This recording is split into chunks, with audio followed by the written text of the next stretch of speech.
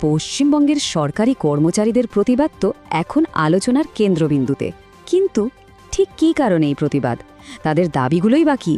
চলুন সংগ্রামী যৌথ মঞ্চের আহ্বায়ক ভাস্কর ঘোষের কথা ধরে বিষয়টার গভীরে যাওয়া যাক, আর এর প্রত্যেকটা দিক একটু ভালো করে বুঝে নেওয়া যাক। শুরুতেই ভাস্কর ঘোষের এই কথাটা একবার দেখুন। এই রাজ্য প্রাতিষ্ঠানিক দুর্নীতির অন্ধকার চাদরে ঢাকা পড়েছে। কি সাংঘাতিক একটা কথা, তাই না? এই একটা বাক্যই কিন্তু পুরো আন্দোলনের সুরটা বেঁধে দেয়। বোঝাই যাচ্ছে লড়াইটা শুধু টাকার জন্য নয়, এর পেছনে রাজ্যের শাসন ব্যবস্থা নিয়ে আরও অনেক অনেক বড় প্রশ্ন জড়িয়ে আছে। তো আমরা ঠিক কিভাবে এগোবো? প্রথমে দেখব প্রতিবাদটা ঠিক কেন হচ্ছে, তারপর এর মূল দাবিটা কি সেটা জানব, এরপরে দেখব এর পেছনের বড় অভিযোগগুলো কি, আর সবশেষে বোঝার চেষ্টা করব এই আন্দোলনের ভবিষ্যৎটা কোন দিকে যাচ্ছে।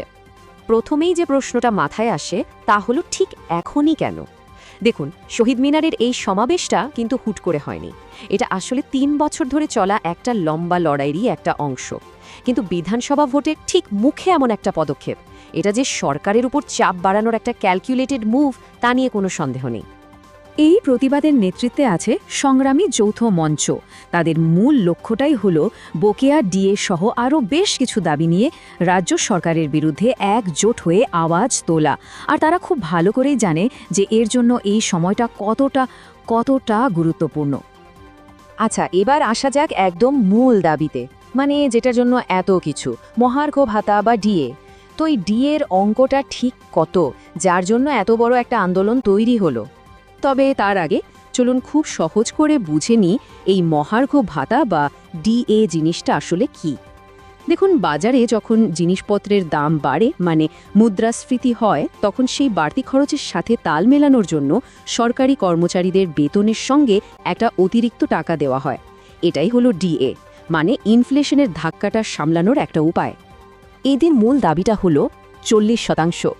সর্বভারতীয় মূল্য সূচক বা AICPI অনুযায়ী কর্মচারীরা বলছেন যে তাদের এখন 40% ডিএ পাওনা রয়েছে। তাদের বক্তব্য, এটা কেন্দ্র সরকারি কর্মচারীদের সমান হওয়া উচিত। এটাই তাদের প্রধান আর্থিক দাবি। কিন্তু এই 40% ডিএ মানে টাকার অঙ্কের ঠিক কত? শুনলে অবাক হতে হয়। ভাস্কর ঘোষের দাবি অনুযায়ী এই টাকাটা না দিয়ে রাজ্য সরকার প্রায় 20,000 কোটি টাকা বাঁচিয়েছে। ভাবা যায় কি বিশাল একটা অঙ্ক। এখানে একটা খুব জরুরি জিনিস কিন্তু পরিষ্কার করে নেওয়া দরকার। এই যে 40% ডিএর কথা হচ্ছে, এটা কিন্তু এখনকার দাবি।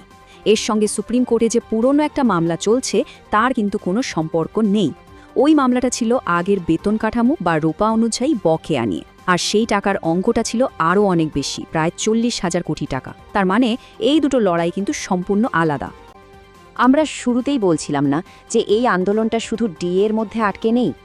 একদম তাই। এর পেছনে জড়িয়ে আছে আরও অনেক গভীর, আরও অনেক পদ্ধতিগত অভিযোগ। আর এই অভিযোগগুলোর তীর কিন্তু সরাসরি রাজ্যের শাসন ব্যবস্থার দিকে। ভাস্কর ঘোষের কথা অনুযায়ী এই লড়াইটা হলো প্রাতিষ্ঠানিক দুর্নীতির বিরুদ্ধে। সরকারি দফতরে যে প্রায় 6 লক্ষ শূন্যপদ খালি পড়ে আছে, সেগুলো পূরণের দাবিতে এই লড়াই। নিয়োগে যে দুর্নীতি হয় তার বিরুদ্ধেও এই লড়াই। উনি আরও একটা সাংঘাতিক তথ্য তুলে ধরেছেন। বলছেন, কেন্দ্রীয় সমীক্ষা অনুযায়ী পশ্চিমবঙ্গ নাকি এখন দেশের সবচেয়ে সস্তা শ্রমিকের রাজ্য হয়ে গেছে। মানে এখানকার সরকারি কর্মচারীদের বেতন নাকি তুলনামূলকভাবে সবচেয়ে কম। তো আমরা প্রায় আলোচনার শেষ পর্যায়ে চলে এসেছি। এবারে একটু দেখা যাক এই আন্দোলনের লক্ষ্যের পথে বাধাগুলো ঠিক কোথায়, আর এদের ভবিষ্যতের পরিকল্পনাটাই বা কী। এত বড় দাবি, এত বড় একটা আন্দোলন, কিন্তু এর সাফল্যের পথে সবচেয়ে বড় বাধাটা কি হতে পারে? শত্রু কি বাইরে, নাকি আন্দোলনের ভেতরেই লুকিয়ে আছে? এই প্রশ্নের উত্তরটা কিন্তু ভাস্কর ঘোষের নিজের কথাতেই লুকিয়ে আছে।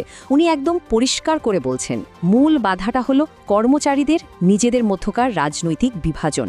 তার মতে, যতক্ষণ না সবাই দলীয় রাজনীতির ওপরে উঠে এক হতে পারছে, ততক্ষণ এই লড়াই জেতা প্রায় অসম্ভব। সুতরাং মূল মন্ত্রটা হলো ঐক্য। সংগ্রামী যৌথ মঞ্চের লক্ষ্যই হলো এমন একটা শক্তিশালী অরাজনৈতিক জোট তৈরি করা, যেটা দল মত নির্বিশেষে সমস্ত কর্মচারীকে এক ছাতার তলায় আনতে পারবে। আর তবেই সরকারের সামনে নিজেদের দাবিগুলো জোরালোভাবে তুলে ধরা সম্ভব হবে। সবশেষে একটা খুব বড় প্রশ্ন কিন্তু থেকেই যাচ্ছে। বিধানসভা ভোটের আগে এই আন্দোলন কি সত্যি সেই ঐক্যবদ্ধ চূড়ান্ত চেহারাটা নিতে পারবে, যেটা সরকারের ওপর যথেষ্ট চাপ তৈরি করতে পারে? এই প্রশ্নের উত্তরের ওপরেই হয়তো নির্ভর করছে পশ্চিমবঙ্গের সরকারি কর্মচারী আন্দোলনের ভবিষ্যৎ।